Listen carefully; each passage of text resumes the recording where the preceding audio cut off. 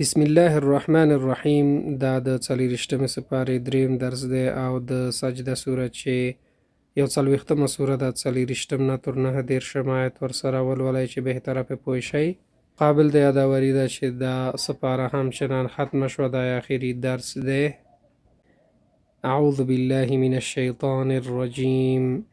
وَإِن يَسْتَعْتِبُوا او که غوښتنه د رضا وکړي. وقیضنا او ټاکلی دی منګ. لا یسأمون نستړي کیږي. والغو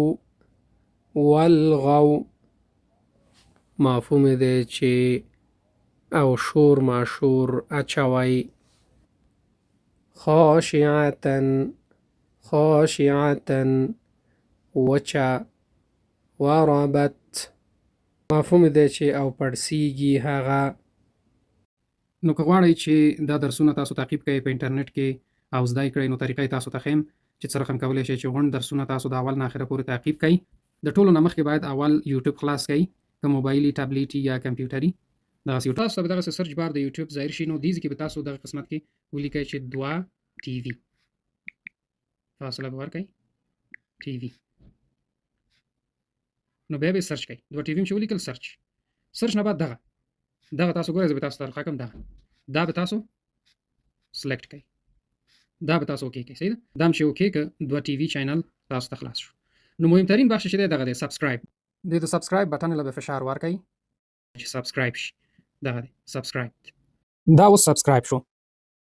بعد د دې نه چې دا سبسکرایب هم که، نو دا ډیر مهم ځکه دی سبسکرایب چې تاسو ته به همیشه د دې معلومات راځي. کومه ویډیو چې د درس باره کې راځي، نو تاسو ته حتما معلومات راځي چې نوې ویډیو راغلې. تاسو کولی شئ خپل درسونه تعقیب کړئ. نو دې نه بعد به موږ پلی لیست سلیکټ کړو. پلی لیست هم چې انتخاب کړئ کې غونډ درسونه دي. پلی لیستونو کې غونډې سپارې شته، مثلا 14مه سپاره شوه، 15مه شوه، 14مه شوه، هره سپاره مثلا اول پورې 4مه سپاره شوه. دا د اول جز اوله سپاره. نو په طور مثال مثلا 11مه سپاره به زه انتخاب کړم. اوس دې کې چې دي دا درسونه دي، مثلا هر درس چې تاسو وکړئ، مثلا دویم درس دی، مثال دا دویم درس دی. اعوذ بالله من الشیطان الرجیم. دا د 11مه سپارې دویم درس دی او د سورة التوبه چې 9. نو دغه طریقه ده چې تاسو کولی شئ چې په اسانه طریقې سره دا درسونه پیدا کړئ او ادامه ورته ورکړئ.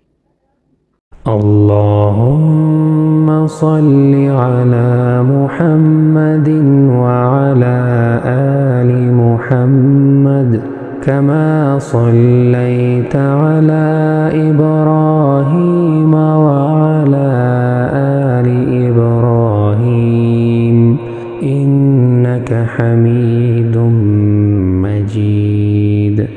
اللهم صل على محمد وعلى آل محمد كما صليت على إبراهيم وعلى آل إبراهيم إنك حميد